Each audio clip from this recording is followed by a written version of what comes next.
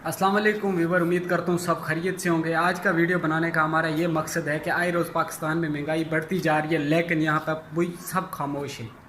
कहने का मकसद ये है कि पिछले दिनों जब वज़ीर आज़म पाकिस्तान शहबाज शरीफ बने थे, उसने ये बात कही थी कि मैं अपनी आवाम के लिए कमीज़ तक बेचूंगा, लेकिन मैं अपनी आवाम को मायूस नहीं होने दूंगा, मैं महंगाई पर कंट्रोल करूंगा। यहाँ पर दूसरी बात ये कहते हैं कि हम रियासत मदीना बनाएंगे। रियासत मदीना तब था जब हज़रत उमर के दौर में हज़रत उमर ने कहा था, जब वो वक्त के हुक्मरान थे, उन्होंने कहा था कि अगर मेरे दौर में कोई कुत्ता या कोई जानवर भी दूर दरिया के किनारे पे भी भूख से मर जाएगा, उसका भी ज़िम्मेदार वक्त का हुक्मरान यानी कि हज़रत उमर रज़ी अल्लाह ताला अन्हु होंगे।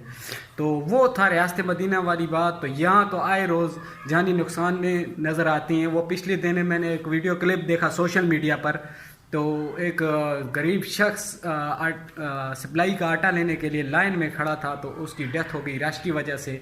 तो उसका ज़िम्मेदार कौन? तो ये कुछ पिछले दिन में देख रहा था सोशल मीडिया पे, छोटे छोटे बच्चे भीख मांगते नज़र आ रहे हैं, हम खुद देख रहे हैं सड़कों पे, लेकिन यहाँ पे कोई पूछने वाला नहीं है। वाहिद ऐसा मुल्क और ऐसा कंट्री पाकिस्तान है जहाँ पे कोई कानून नहीं है।